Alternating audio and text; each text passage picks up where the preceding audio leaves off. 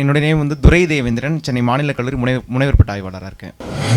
இன்றைக்கி தமிழ்நாட்டில் திராவிடம் தமிழ் தேசியம் பேசாமல் அரசியல் செய்ய முடியாது. ஸோ அந்த வகையில் திராவிட முன்னேற்ற கழகம் வந்து திராவிடத்தை முன் வச்சுருக்காங்க. ஆரிய எதிர்ப்பை சரியாக கொண்டு போகிறாங்களா ஒன்று. அதே போல் தமிழ் தேசியத்தை குறித்து சீமானவர்கள் எடுத்திருக்காரு. ஆனால் அவர் திராவிட எதிர்ப்பு தான் தமிழ் தேசியம்னு பேசுகிறாரு. இதை எப்படி பார்க்குறீங்க? விஜய் அவர்கள் தமிழ் தேசியமும் திராவிடமும் எனது இரு கண்கள்னு சொல்கிறாரு. இதை ரெண்டும் இப்படி பார்க்குறீங்க? இல்லை, அதாவது என்னை பொறுத்தவரையில் திராவிடம் என்பது அது வந்து இங்கே வந்த மொழியில் அறிஞர்கள் ஒரு சூட்டிய ஒரு பெயர். ஆனால் அந்த திராவிட இயக்கத்தை தூக்கி பிடித்து இன்றைக்கு தலைவர்களாக இருப்பவர்கள் யாரும் என்னை பொறுத்தவரை தமிழ்நாட்டில் திராவிடர்கள் அல்ல. திராவிடம் என்பது ஒரு பெயர், அவ்வளோதான். அந்த திராவிட இயக்கங்களில் பணியாற்றக்கூடியவர்கள் பெரும்பான்மையவர்கள் தமிழர்கள் தான். அன்றைக்கு ஆரிய திராவிட ஒரு பிரிவினை இருந்தது, ஒரு புரிதல் இருந்துச்சு. என்ன அப்படின்னா, உங்களுக்கு வந்து பிராமணர்கள் நம்மளை எல்லாரும் கருப்பாக இருக்கக்கூடிய நம்மளை எல்லாருமே அவன் என்ன செஞ்சான், பார்த்தா தீட்டு தொட்டா தீட்டு, பொது வெளிகளில் நடக்கக்கூடாது, கல்வியை அவர்கள் அவங்களுடைய குழந்தை செல்வங்களுக்கு கற்கின்ற போது நம்ம கேட்கக்கூடாது, அப்படி கேட்டால் காயதில் ஈயத்தை காய்ச்சி ஊத்து, இப்படியெல்லாம் சொல்லி ஒரு சக மனிதனையே ஒரு சக மனிதன் தீண்டத்தகாதனவாக பார்க்கக்கூடிய ஒரு பேர் அவலம் இந்த மனித குலத்தில் இருந்தது. அப்போ அதை எதிர்ப்பதற்காக ஒரு குடையின் கீழ் வந்த இயக்கங்கள் தான் இன்றைய திராவிட இயக்கங்கள். ஆனால் அது வந்து தமிழர் இயக்கத்திற்கு அல்லது தமிழ் தேசிய அரசியலுக்கு அந்த திராவிட கருத்துக்கள், திராவிடனுடைய செயல்பாடுகள் நேர் எதிரானது என்று நிறுத்துவதை நான் ஏற்கலை. இப்போ நான் கூட இன்றைக்கு இது போன்ற மேடைகளிலே பேசுகின்ற இந்த வாய்ப்பை பெறுவதற்கு திராவிடம் இந்த மண்ணில் உழைத்திருக்கிறது. திராவிடம் இந்த மண்ணில் போராட்ட களங்களை முன்னெடுத்திருக்கிறது. திராவிடம் இந்த மண்ணில் அதற்கான சமூக மாற்றத்திற்கான பணிகளை செய்திருக்கிறது. ஆக திராவிடம் செய்த நல்ல விடயங்களை எடுத்துக்கொண்டு அவர்கள் செய்ய தவறிய பணிகளை தமிழ் தேசியம் எடுத்து அதை இன்னும் மிகச்சிறப்பாக மக்களிடம் கொண்டு சேர்ப்பதற்கு பணி செய்ய வேண்டுமே தவிர, திராவிடத்தை நேர் எதிராக நிறுத்தி ஒரே குடும்பத்தில் அண்ணன் தம்பிகளாக இருக்கின்ற நம்மை இப்போ எப்படி சாதியின் பெயரால் நாம் அடித்துக்கொள்கிறோமோ, மதத்தின் பெயரால் எப்படி நாம் அடித்துக்கொள்கிறோமோ, அதுபோன்று திராவிடம் தமிழ் தேசியம் என்று ஒரே குடும்பத்தில் இருக்கிற தமிழர்களையே நாம் மோதலுக்குள்ளாக்குவதும் அவர்களை நேர் எதிரியாக நிறுத்துவதும் எனக்கு ஏற்புடையது அல்ல. என்னை பொறுத்தவரையில் தமிழ்நாட்டில் இருக்கிற பெரிய சிக்கலுக்கான ஒரு கேள்வியை கேட்டீங்க, அதுக்கு அண்ணன் ஒரு எளிமையான பதில் சொல்லியிருக்காரு நினைக்கிறேன். மேலும் உங்ககிட்ட கேள்வி இருக்கா? இல்லை, அவர் அடுத்த கேள்வி கேட்டிருக்கிறாரு. திராவிடம் தமிழ் தேசியம் இரண்டும் என் கண்கள் என்று விஜய் அவர்கள் ஒரு கருத்தை முன்வைத்திருக்கிறார்கள். அவர் ரெண்டு கண்கள் என்று சொல்கின்ற அந்த பார்வையில் எனக்கு மாற்று கருத்து இல்லை. ஆனால் அந்த சொன்ன வழி நின்று இன்று வரையில் அந்த இத்தனை சொல்லி 2 ஆண்டுகள் ஆகியும் கூட அதற்கான அரசியலை அவர்கள் செய்கிறாரா? இப்போ தமிழ் தேசியன்னு சொல்லிட்டாரு. தமிழ் தேசியத்தின் தந்தை இன்றைக்கு புலவர் கலிய பெருமாள், அவருக்கு ஒரு பிறந்த நாளுக்கு ஒரு படத்தை வச்சு மலர் தூவாரா? தமிழ் தேசியத்தினுடைய இன்னொரு முகம் தோழர் தமிழரசன், அவருடைய படத்தை வைத்து இவர்தான் தமிழ் தேசியத்தினுடைய மிகப்பெரிய தலைவர், போராளி என்று அவருக்கு ஒரு சிறப்பு செய்வாரா? தமிழ் தேசியத்திற்காக தன் வாழ்நாளை அர்ப்பணித்த பாவலர் பெருஞ்சித்தனாரையும் அவருடைய குடும்பத்தையும் தனித்தமிழ்நாடே தீர்வு என்று களத்தில் நின்ற அதற்காக ஆயுள் சிறை வரை சென்ற தோழர் பொயிலனை அவர் அங்கீகரிப்பாரா? அவர் வந்து ஓட்டு அரசியலுக்காக இங்கே வந்து இந்த 2 மக்களையும் தனக்கான வாக்கு வங்கியாக மாற்றுவதற்கு, நீங்கள் சொல்லியிருக்கீங்களா, இந்த 2ஐயும் தவிர்த்து தமிழ்நாட்டில் அரசியல் செய்ய முடியாத ஒரு சூழல் ஏற்பட்டிருக்கு அப்படின்னு. அப்போ இந்த 2 குடும்பங்கள் 2 ஆதரவாளர்களின் வாக்குகளையும் பெறுவதற்கான ஒரு உத்தியைத்தான் அவர் கையாண்டிருக்கிறார்.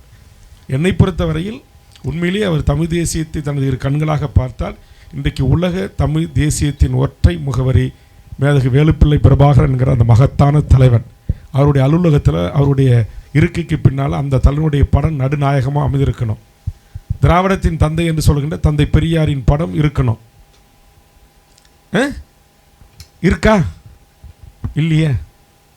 அப்போ அது எப்படி 2 கண்களாக அவர் பார்க்குறாரு? அதுக்கு எப்படி அது வந்து மக்களை வாக்கு வங்கிகளாக மாற்றுவதற்கு அல்லது வாக்கு வங்கிகளாக தன் பக்கம் ஈர்ப்பதற்காக சொல்லப்பட்ட ஒரு வார்த்தை தான்.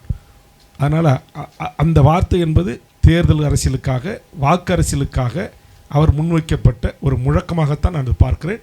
உண்மையிலேயே அவர் அப்படி பார்க்கவில்லை. இல்ல அவரு நீங்க சொன்ன மாதிரி என்ன படங்கள் வைத்து அவர் வைக்கணும்னு சொல்றீங்க, அவர் எல்லா படங்கள் தான் வச்சுதான் மாலை போறாரு. எங்கள் பிரபாகரன் படத்தை எங்கேயும் வைக்கலையே, புலவர் கலைபெருமான் படத்தை எங்கேயும் வைக்கலையே, தோழர் தமிழரசன் படத்தை எங்கேயும் வைக்கலையே. எங்கே வச்சிருக்கிறாரு? அவர் எங்கேயுமே வைக்கலையே. சரி, இப்போ தமிழ் தேசிய கட்சின்னு சொல்லக்கூடிய நான் ஈழத்தில் எமது மக்கள் கொன்று ஒழிக்கப்பட்ட மே 18 முள்ளிவாய்க்கால் தமிழ்நாடு முழுக்க கட்சி நிர்வாகிகளை அழைத்து நாங்கள் அதற்காக ஒரு வீர வணக்க நிகழ்வை நாங்கள் இன்றைக்கி முள்ளிவாய்க்காலாக இருக்கட்டும், மாவீர நாளாக இருக்கட்டும், 2 நாளையும் நாங்கள் போற்றுகிறோம். எங்கள் அடுத்த தலைமுறைக்கு என்னுடைய கட்சியினுடைய தொண்டர்களிலிருந்து பொதுமக்களிலிருந்து கடகோடி உறுப்பினர் வரையிலும் இன்றைக்கு மே 18 முள்ளிவாய்க்கால் நம் இனம் கொத்து கொத்தாக ஈழ மண்ணில் கொலை செய்யப்பட்ட நாள். இந்த நினைவு நாளை நம் நெஞ்சில் சுமந்து நாம் சிங்கள பௌத்த பேரினவாத அரச பயங்கரவாதத்தை எதிர்த்து போராடுகின்ற அந்த உணர்வை நாம் வளர்த்தெடுக்க வேண்டும். போராடுகின்ற அந்த மக்களுக்கு தோள் கொடுக்க வேண்டும், துணை நிற்க வேண்டும் அப்படின்ற கருத்தை நாங்கள் சொல்கிறோம். அதேமாரி இன்றைக்கு நவம்பர் 27 மாவீரர் நாள். அந்த மண்ணின் விடுதலைக்காக தன் தேக்குமர உடல்களையே இன்றைக்கு தனது மனித வெடிகுண்டுகளாக மாறி சிங்கள பௌத்த பேரினவாத அரசின் போர்ப்படைகளை தாக்கி அழித்து கரும்புலிகளாக காவியம் படைத்து அங்கேயர் கண்ணீர்களை நினைவை நாங்கள் போற்றுகிறோம், வணங்குகிறோம். கரும்புள்ளி மில்லர் அவர்களை போற்றுகிறோம், வணங்குகிறோம். அந்த மண்ணின் காவியமான அத்தனை மாவீரர்களையும் நாங்கள் எங்கள் மனதில் வச்சு பூஜிக்கிறோம். அப்படி இன்றைக்கு விஜய் அவர்கள் செய்ய தயாராக இருக்கிறாரா? அப்படி ஒரு மாவீரர் நாள் நிகழ்வு நடத்த தயாராக இருக்கிறாரா? அது அல்ல. சீமான் அதை செய்கிறார். ஆனால் அதே நேரத்தில் சீமான் இங்கு ஒரு தாய் மக்களாக வாழ்கின்ற, இந்த மண்ணில் பன்னெடுங்காலமாக வாழ்கின்ற மொழிவழி சிறுபான்மை மக்களையும் பிற மொழிவழி தேசிய இனங்களையும் எதிரான ஒரு பார்வையோடு அணுகின்ற அந்த முறைமையில் அவர் எடுத்து வைக்கிற கருத்துக்களில் எனக்கு முரண்பாடு இருக்கிறது. மற்றபடி ஈழ சிக்கல்களில் தனித்தமிழ் ஈழம்தான் ஒற்றை தீர்வு என்று தமிழக வாழ்வுரிமை கட்சியும் சொல்லுகிறது, நாம் தமிழ் கட்சியும் சொல்லுகிறது. ஆனால் தமிழக வெற்றி கழகம் அப்படி சொல்லவில்லை. ஈழத்தில் இனப்படுகொலை தான் நடந்தேறி இருக்கிறது தமிழக வாழ்வுரிமை கட்சி சொல்லுகிறது, நாம் தமிழ் கட்சி சொல்லுகிறது. தமிழக வெற்றி கழகம் அப்படி சொல்லவில்லை. ஒற்றை தீர்வு ஒரு பொது வாக்கெடுப்பின் ஊடாக உலக அரங்கில் தமிழர்களுக்கென்று ஒரு நாடு உருவாக வேண்டும், அதுக்கு ஐக்கிய நாடுகள் சபையினாக ஒரு பொது வாக்கெடுப்பு நடத்தப்பட வேண்டும் என்று தமிழக வாழ்வுரிமை கட்சி சொல்கிறது, நாம் தமிழ் கட்சி சொல்கிறது. ஆனால் தமிழக வெற்றி கழகம் அப்படி இதுவரையில் எங்கேயும் சொல்லவில்லை. தொடர்ந்து பிஜேபியை போலவே பிஜேபியை போலவே திமுக வெறுப்பு அரசியல் செய்யக்கூடிய விஜய் மக்களை பற்றி எந்த கவலையும் படமாட்டார். பண்ணையார் போல ஒரு ஆட்சி நடத்தக்கூடிய இப்போவே அந்த மாதிரியான மனப்பக்குவத்தில் இருக்கக்கூடிய விஜய்க்கு உங்கள் கூட்டணி கட்சியான திமுக வந்து உங்களுக்கு இல்லாத பாதுகாப்பு, அண்ணன் திருமாவளவனுக்கு இல்லாத பாதுகாப்பை வழங்குறாங்க. இது வந்து அண்ணன் திருமாவளவன் சொல்வது போல விஜய்க்கும் திமுகவுக்கும் அண்டர் கிரவுண்ட் டீலிங் இருக்கா? இல்லை, அண்டர் கிரவுண்ட் டீலிங் இருக்குது அப்படின்னு நான் சொல்ல மாட்டேன். ஆனால் இன்றைக்கு அவருக்கு தமிழ்நாட்டில் இந்தியாவில் எங்கு வேணும்னாலும் விமானம் ஏறி இறங்கி பறப்பதற்கான அனுமதி கொடுத்தது ஒன்றிய அரசு. அவருக்கான ஒரு பிரதமர் அல்லது உள்துறை அமைச்சர் இராணுவ அமைச்சருக்கு கொடுக்குற பாதுகாப்பை கொடுத்தது ஒன்றிய அமைச்சகம். அதனால் ஒன்றிய அரசாங்கம் திரு விஜய் அவர்களை இங்கு பயன்படுத்துகிறது. அவருக்கு இருக்கிற அந்த ரசிகர்கள் அல்லது அவருக்கு இருக்கிற பெண்களிடம் இருக்கிற அந்த ஈர்ப்பை பயன்படுத்தி இங்கு ஆண்டாண்டு காலமாக இந்த மொழிக்காக சமூக நீதிக்காக தமிழ்நாட்டில் இருக்கின்ற அரசியல் கட்சிகள், அது திமுகவாக இருக்கலாம், அதிமுகவாக இருக்கலாம், இந்த அரசியல் கட்சிகளை பலவீனப்படுத்துவதற்காக நீங்கள் சொன்னது போல் எந்த புரிதலும் இல்லாமல், இந்த தமிழ் சமூகத்திற்கு இதுவரையிலும் எந்த ஒரு போராட்டங்களையும் முன்னெடுக்காமல், இந்த தமிழ் சமூகத்தின் வாழ்வுரிமை சிக்கல்களுக்காக குரல் கொடுக்காமல், களத்தில் இறங்கி போராடுகின்ற மக்களோடு கைகோர்க்காமல், ஒரே ஒரு நாள் கூட இந்த நாட்டில் இருக்கிற சிறைகளில் அடைபட்டு கொண்டு தன்னுடைய சிறை வாழ்வின் மூலமாக அந்த மக்களுக்கு ஒரு தீர்வு கிடைத்தால் அது பலனளிக்கும் என்று கருதாமல், இன்றைக்கு ஒரு திரைப்படத்தில் நடித்து கொண்டிருந்த போதே அந்த படத்திலிருந்து வெளியேறி ஒரு அரசியல் கட்சியை தொடங்கி நான் கிங் மேக்கராக இருக்க விரும்பவில்லை, நான் கிங்காகத்தான் இருப்பேன் என்று சொல்லுகின்ற இந்த அரசியல் ஒரு ஆபத்தான அரசியல், ஒரு மோசமான அரசியல். இந்த அரசியலுக்குத்தான் உங்களை போன்ற இளைஞர்கள், பெண் பிள்ளைகள் ஆதரவளிக்கக்கூடாது. விஜய் அரசியலுக்கு வரக்கூடாது என்பது நம்முடைய பார்வை அல்ல. விஜய் இந்த நாட்டுடைய முதலமைச்சராகவே கூடாது என்பது நம்முடைய பார்வை இல்லை. விஜய் அவர்கள் வரட்டும். இன்றைக்கு தந்தை பெரியாரே ஒரு நகர்மன்றத்தினுடைய உறுப்பினராக போட்டியிட்டு நகர்மன்ற தலைவராக இருந்து சில காலம் இந்த மக்களுக்கு பணி செய்துவிட்டு அதற்கு பிறகு ஓட்டு அரசியலிருந்து விலகி மக்களுக்கான அரசியலை செய்தார். இன்றைக்கு பேரறிஞர் அண்ணா மாமன்ற உறுப்பினராக போட்டியிட்டு தோல்வியடைந்து அதிலிருந்து கிடைத்த ஒரு பாடத்தின் அடிப்படையில் நாட்டுடைய முதலமைச்சர் வரையில் அவரால் வர முடிந்தது. இன்றைக்கு அம்மையார் ஜெயலலிதா ஒரு அரசியல் கட்சியில் சேர்ந்து தன்னை ஒரு கொள்கை பரப்பு செயலராக, ஒரு கட்சியினுடைய தலைமையிலேயே பேச்சாளராக சென்று மக்கள் மனங்களை கவர்ந்து அதற்கு பிறகு ஒரு கட்சியினுடைய ஆளுமையாக திகழ்ந்த முடிந்தது. எம்ஜிஆர் அவர்கள் அது மாதிரி திராவிட முன்னேற்ற கழகத்தில் தன்னை இணைத்துக் கொண்டு கொஞ்சம் கொஞ்சமாக நாடகங்கள் நடித்து கொள்கைகளை பரப்பி அதனூடாக அந்த கட்சியின் பொறுப்பாளராக உயர்ந்து அதற்கு பிறகு இந்த நாட்டுடைய முதலமைச்சராக வர முடிந்தது. கலைஞர் அப்படி ஒரு கதை நாடகங்களிலே கதைகளை எழுதி அதனூடாக மக்களிடத்தில் கருத்துக்களை கொண்டு சென்று அதற்கு பிறகு திரைப்படங்களிலே வசனங்கள் எழுதி அதனூடாக அவருடைய வசனங்கள் மக்களால் பேசப்பட்டு மக்களால் அறியப்பட்டு அதற்கு பிறகு தன்னுடைய பேச்சாற்றலால் எழுத்தாற்றலால் கவிதை ஆற்றலால் இந்த நாட்டுக்கு அதற்கு பிறகு மக்களால் ஏற்றுக்கொள்ளப்பட்ட ஒரு தலைவராக உயர்ந்தவர்கள். அதே அடிப்படையில் திருத்துறையிலிருந்து வந்த திரு விஜய் அவர்களும் இந்த நாட்டை ஆள்வதற்கு தகுதி படைத்தவர், மாற்று கருத்து இல்லை. ஆனால் இவர்களுக்கென்று இருக்கிற பொது வாழ்விற்கு இருக்கிற பின்புலம் என்பது தியாகம் கொண்டது, அர்ப்பணிப்பு கொண்டது. ஏதோ ஒரு விதத்தில் இந்த மண்ணுக்காகவும் மக்களுக்காகவும் மொழிக்காகவும் இனத்திற்காகவும் மொழி போருக்காகவும் சிறை சென்றிருக்கிறார்கள். மிஸ்ஸா கொடுமைகளை அனுபவித்திருக்கிறார்கள், தேச விரோத வழக்குகளை சந்தித்திருக்கிறார்கள். நாங்கள் எதையும் சந்திக்க மாட்டோம். 72 நாளைக்கு ஒரு முறை தான் நாங்கள் மக்களை சந்திப்போம், அல்லது 3 மாதத்துக்கு ஒரு முறை தான் மக்கள்கிட்ட இருந்து நாங்கள் வெளியே வருவோம். தன்னுடைய வீட்டிலேருந்து பண்ணை வீட்டிலேருந்து வெளியே வருவோம். அப்படி வருகின்ற போது நீங்கள் உடனே எனக்கு வாக்களித்து என்னை நீங்கள் அவர் எடுத்த உடனே உள்ளாட்சி தேர்தலில் நிற்க மாட்டார், எம்எல்ஏவுக்கு நிற்க மாட்டார், எம்பிக்கு நிற்க மாட்டார். நேராக சேஞ்ச் ஆச்சு கோட்டையில் தான் அவருடைய கேராவன் போய் நிற்கும். அவர் போய் இறங்குவார், நேராக கோட்டையில் உட்காருவார், கையொப்பம் இடுவார், வெளியில் வந்துடுவார், திரும்ப கேராவனில் ஏறிக்கின்னு அவருக்கு பனையூருக்கு போயிடுவார். கேட்டு சாத்தப்படும்.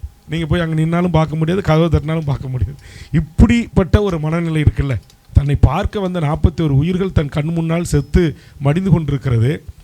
அந்த குடும்பத்திற்கு சென்று ஆறுதல் கூட சொல்வதற்கு முன்வராமல் தமிழ்நாட்டில் ஒரு புதிய கலாச்சாரம், எப்பயுமே நம்முடைய தமிழர்களுடைய பண்பாடு என்பது கலாச்சாரங்கள் என்பது எழுவு வீட்டுக்கு நம்ம தான் போய் துக்கம் விசாரிக்க போவோம். ஆனால் இவர் அந்த துக்கத்தில் இருக்கக்கூடியவர்களை தன் வீட்டுக்கு அழைத்து துக்கம் விசாரிக்கிறாரு. இப்போ சேலத்தில் அவர் கண் முன்னால் இறந்து தண்ணி இல்லாமல் 3 மணி நேரம் அந்த தம்பி துடித்து சாவறான். தகவல் சொல்கிறாங்க. அவர் மட்டும் வண்டி ஏறி சென்னைக்கு வந்துட்டார். ஒரு ஆறுதல் கிடையாது, ஒரு நிதி உதவி கிடையாது, அவன் அந்த குடும்பத்திற்கான பாதுகாப்பு அரண் இல்லை. அப்போ இந்த மனநிலை ஆக இப்படிப்பட்டவர்களை நம்முடைய தமிழ்நாட்டுடைய பெண்கள் சொல்லுகிறார்கள். என் வீட்டிலேருந்து 2 பிள்ளையோட போனால் 2 செத்து போச்சு விஜய் பார்க்க போய். ஆனால் விஜய் என்கிட்ட வீடியோ காலில் பனையூர்லேருந்து பேசிட்டாரு, பரவாயில்ல என் பிள்ளை 2 பேரும் செத்ததை குறித்து எனக்கு கவலை இல்லை அப்படின்றார். இன்னொருத்தர் சொல்கிறாரு, என் தம்பி செத்து போயிட்டான், விஜய் என்னை பனையூருக்கு அழைச்சிருக்காரு, அவர் கூட நான் போய் செல்ஃபி எடுத்துகிட்டு வந்துட்டேன், எனக்கு இதுவே போதும், நானும் விஜய்க்காக உயிரை துறக்க தயாராக இருக்கிறேன், எங்கள் விஜய் என்ன தான் இந்த நாட்டுக்கு முதலமைச்சராக வரணுன்றார். அப்போ நான் கேட்கிறேன், சுதந்திர இந்தியாவிற்காக தன் வாழ்நாளை அர்ப்பணித்து கொண்டு போராடிய கடலூர் அஞ்சலை அம்மாள் போன்றவர்கள், திருப்பூர் குமரனை போன்றவர்கள், கப்பலோட்டி தமிழ் வஉசி போன்றவர்கள், இன்றைக்கும் கண் முன்னாலே நமக்கு சாட்சியாக இருக்கிற ஐயா நல்லக்கண்ணு போன்றவர்கள், சங்கரையா போன்றவர்கள், எத்தனை தமிழ் தேசிய கம்யூனிஸ்டிய சித்தாந்தவாதிகள் போராளிகள் இந்த மண்ணில் வாழ்கின்றார்கள். திராவிட இயக்கத்தினுடைய மிகப்பெரிய இந்திய எதிர்ப்பு போராட்டக்காரர்கள் இருக்கிறார்கள், மொழிப்போர் தியாகிகள் இந்த மண்ணில் வாழ்கிறார்கள். அவர்களையெல்லாம் குறித்து திரு விஜய் அவர்களுக்கு என்ன புரிதல் இருக்கிறது, என்ன பார்வை இருக்கிறது? இங்கே எல்லை போராட்டம் நடந்துச்சு, அதற்காக தன் வாழ்நாளை அர்ப்பணித்து தியாகம் செய்த தலைவர்களை குறித்து தெரியுமா? இந்த தமிழ்நாடு என்று பெயர் சூட்டப்படுவதற்காக 60 நாட்களுக்கு மேல் உண்ணாவிரதம் வந்து உயிர் தந்த சங்கரலிங்க நாடாருடைய அந்த அந்த அந்த போராட்ட வரலாறை குறித்து அவருக்கு என்ன புரிதல் இருக்கிறது? இங்கே இருக்கிற சாதி அடக்குமுறைகள் ஒடுக்குமுறைகளை குறித்து அது தீர்ப்பு இருக்க அவர்கிட்ட என்ன மாற்று திட்டங்கள் இருக்கிறது? உங்களுடைய கொள்கை என்னென்ன? எங்களுக்கு கொள்கையெல்லாம் சொல்ல வேண்டிய அவசியம் இல்லை. எங்கள் விஜய் தான் கொள்கை, எங்கள் தலைவர் தான் கொள்கை, எங்கள் தளபதி தான் கொள்கை அப்படி என்று சொல்லக்கூடிய ஒரு இளைய தலைமுறை உருவாகி இருக்காங்கல்ல. அப்போ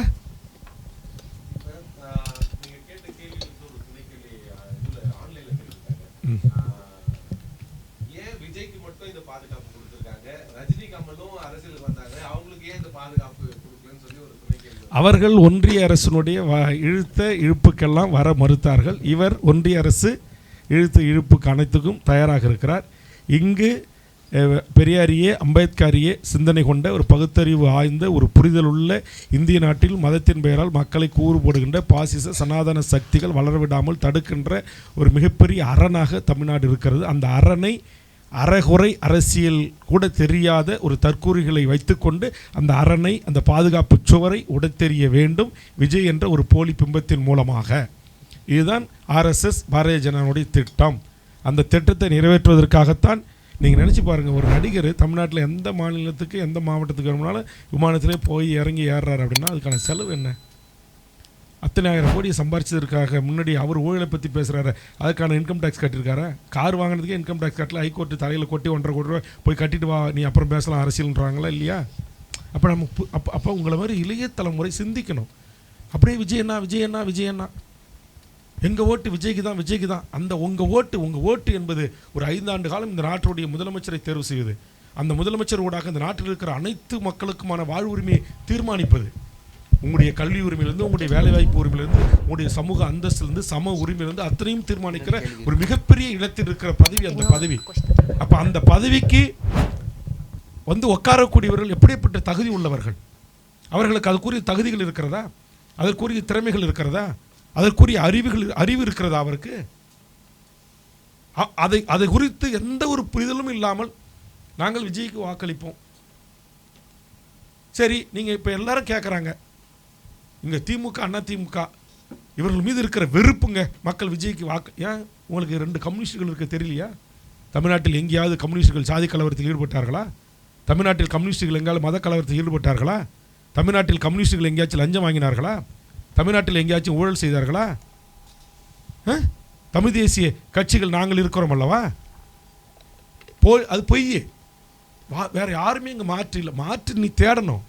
நீங்கள் வேல்முருகன், இன்றைக்கி நான் இருக்கிறேன், என்னுடைய பேஜ் இருக்குது முகநூலில், வேல்முருகன் டீன்னு, அதில் போய் பாருங்கள். 15 ஆண்டு காலம் இந்த கட்சியை தொடங்கி இந்த வேல்முருகன் எந்தெந்த பிரச்சனைகளை கையில் எடுத்திருக்கிறார், எந்தெந்த பிரச்சனைக்கு போராடி இருக்கிறார் சொல்லுங்கள்.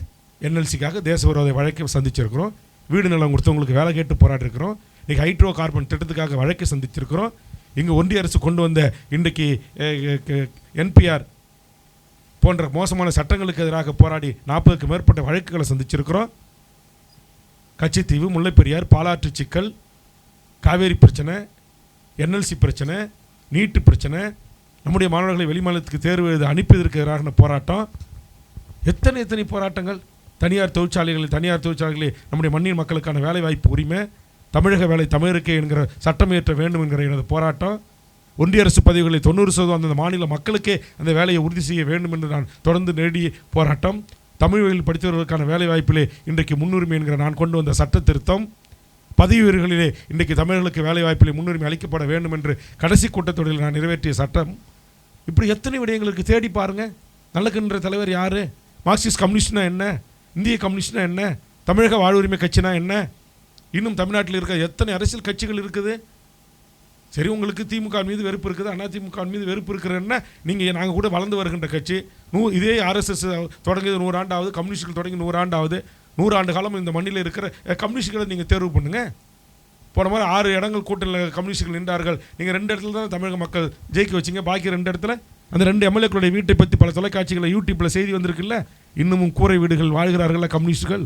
இன்னமும் பேருந்தில் தானே போகிறாங்க, சைக்கிளில் தானே போகிறாங்க. இன்னும் உண்டியில் வசூல் பண்ணி பொதுமக்களுடைய நிதியை பெற்று தானே போராட்ட காலத்துக்கு துண்டறிக்கை அடிக்கிறாங்க. உங்கள் வழிக்கே வரங்க. காங்கிரஸ் வேண்டாம், பிஜேபி வேண்டாம், திமுக வேண்டாம், அதிமுக வேண்டாம். கம்யூனிஸ்டுகள் மீது என்ன குறை கண்டீர்கள்? கம்யூனிஸ்டுகள் செய்யாத போராட்டங்களை, தியாகங்களை விஜய் செய்து விட்டார்களா? ஆக இந்த நாட்டுடைய மாணவர் செல்வங்கள், இந்த நாட்டுடைய இளைய தலைமுறை அந்த நடிகனை சென்று பார்க்க வேண்டும், அவரோட ஒரு செல்ஃபி எடுக்க வேண்டும் என்பதற்காக என் உயிரை போனாலும் பரவாயில்லை என்று சொல்லுகிற மனநிலை. அது இப்போ சமீபத்தில் நடந்த ஒரு கூட்டத்திற்கு போய்விட்டு சில பெண்கள் கொடுத்த அந்த பேட்டிகளை எல்லாம் பார்க்கின்ற போது மிகப்பெரிய அவமானமாக இருக்கிறது. நான் தமிழனாக பிறந்தேன், என் சக தமிழர்கள் இவ்வளவு கீழ்த்தரமான அநாகரிகமான பண்புடையவர்களாக இருக்கிறார்களே என்று. ஒரு பெண்ணு சொல்லுது, என் வீட்டில் 8 ஓட்டு இருக்குது, நான் எங்கள் விஜய் அண்ணாவுக்கு ஓட்டு போட சொல்லி எங்கள் குடும்பத்தாருக்கு சொல்லுவேன், அவங்க சொல்லணும்னா சோத்தில் விஷம் வச்சு கொண்டுடுன்னு சொல்லிட்டு சாதாரணமாக சிரிக்குது. ஒரு ஒரு ஒரு ஒரு தொட்டு தாலி கட்டிய கணவன் கண் முன்னால் ஒரு மனைவி சொல்லுது, எனக்கு இவர் கிடக்கிறாருங்க என் கணவர், எனக்கு அவரு தாங்க பிடிக்கும். அவரை ஒரே ஒரு முறை பார்த்து நேரடியாக நான் அந்த தொலைக்காட்சி விவாதத்தில் சொல்லக்கூடாது.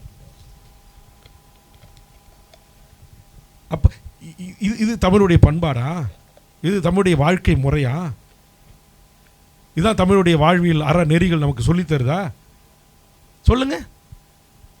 இந்த மண்ணில் இன்னும் எத்தனை தனி மனித போராளிகள் இருக்கிறாங்க, சின்ன சின்ன இயக்கங்கள். இப்போ நானே தமிழர் வாழ்வுரிமை கூட்டமைப்புன்னு ஒன்று உருவாக்கி தமிழ்நாட்டுடைய வாழ்வுரிமை சிக்கல்களுக்காக சாதி மத கட்சி எல்லைகளை கடந்து முன்னெடுத்து வருகின்ற போராட்ட களங்களை பங்கெடுக்கக்கூடிய எத்தனை போராளிகள் இருக்காங்க. இந்த மண்ணுக்காக மக்களுக்காக போராடி வாழ்நாளை முழுவதும் சிறை கொட்டலை அனுபவித்தவர்களாக இருக்கிறாங்க. ஆனால் அவர்களெல்லாம் ஒரு அங்கீகரிக்கலை.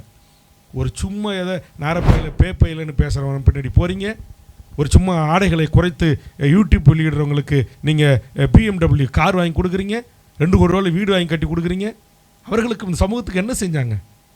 இப்போ இந்த சமூகம் அறிவு பெற்ற சமூகமாக மாறணுமா இல்லையா? உண்மை, சமத்துவம், சமூக பொறுப்பு கொண்ட செய்திகளுக்கு உடனே சப்ஸ்கிரைப் செய்யுங்கள். உண்மை, சமத்துவம், சமூக பொறுப்பு கொண்ட செய்திகளுக்கு உடனே சப்ஸ்கிரைப் செய்யுங்கள்.